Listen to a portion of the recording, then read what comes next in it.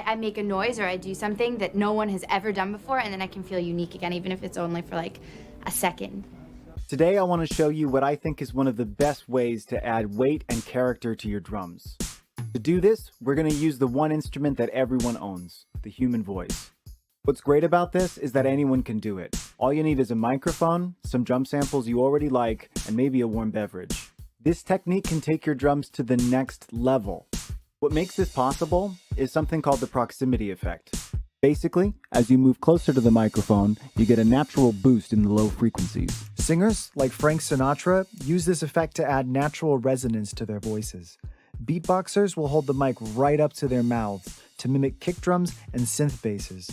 Producers like Timbaland have layered drum samples with the human voice to add dimension and variety to their beats.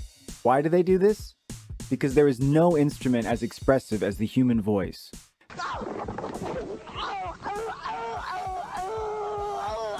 So that's what we're going to do today. Make weird noises and use them to augment drum samples, not replace them. Oh no, oh boy, dear. I think she's actually hurt. No, there. I think she is. Yeah, All right, let's listen to this loop. The samples are good, but they have a very short cutoff. There's not much tail, not much movement, and because of that, they feel a little flat. You could stack more drum samples on top of this, and sometimes that works. But pretty quickly, you'll start to lose the original character. What we want instead is to add elements that aren't already there. I break these elements into 3 categories. Body, transient, and tail. Body is the low frequency weight and presence. Transient is all about attack and definition. Tail is about length, movement, and space. To really take advantage of the proximity effect for this technique, we need to rethink how we normally record voices. Instead of trying to capture a clean, neutral performance, we're going to lean into things that recording engineers usually work hard to avoid. That means plosives, sharp consonants, and breathing noises. In a typical vocal session, these are the first things we remove. Here, we're going to use them intentionally, but in a very controlled way. Plosives, like P and B sounds, get filtered out with pop filters. Sharp consonants like S and T get reduced with de-essers. Breaths usually get edited out entirely. Here, we're going to do the opposite and very subtly use them. Now, before we get going with recording, it's important to remember this. Every layer we record is going to be mixed very quietly. Everything is going to fade in and fade out.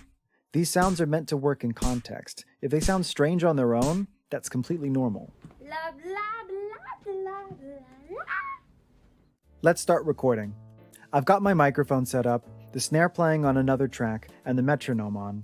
If your timing's a little off, that's totally fine, because we're going to cut these up and edit them after. This is where it starts to get fun. For the snare body, I made a sound sort of like clearing your throat. It's breathy, it sits in the mid-range, and it gives the snare a bit more weight without changing the original character. For the snare transient, I'm literally just breathing out of my nose. It sounds okay, but I recommend blowing your nose first. For the snare's tail, I'm exhaling again, fortunately through my mouth this time. Imagine you've just had a delicious ice-cold Coke on a summer day. Something like,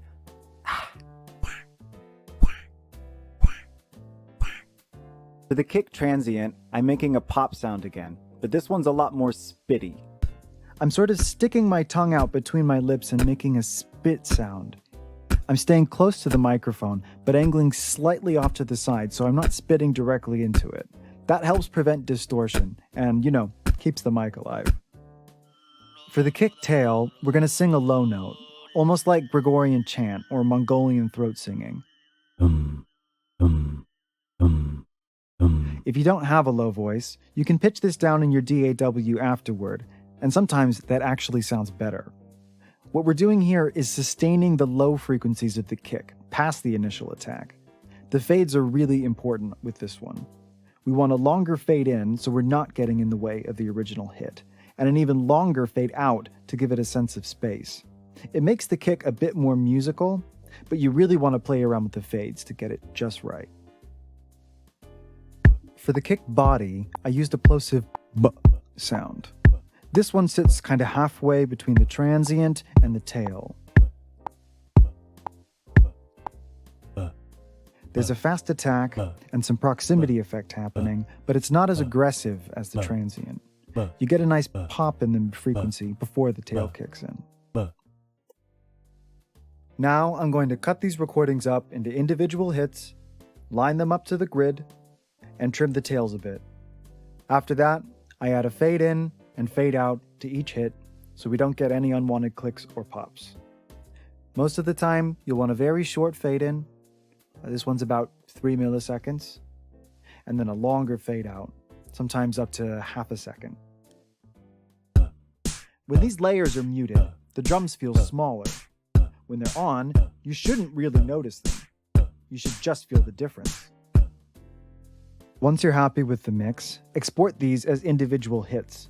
From there, you can load them into a sampler or just drag and drop them straight into your project. I'd also recommend exporting a few different versions, each layer on its own, a combined version with all the vocal layers together, but without the original drum sample. That way, you can easily reuse them later and add this same character to other drums without having to redo the whole process. Everything you're hearing here, the kicks, the snares, the movement, was made using this exact process. I actually used these sounds to build a series of drum loops, all built around kicks and snares made this way. So if you like how this feels in context, these loops are already finished and ready to use. Last thing, don't be self-conscious. The voice is the original instrument, and everyone's voice is different. If you're just starting out, using what you already have is usually more powerful than chasing new tools.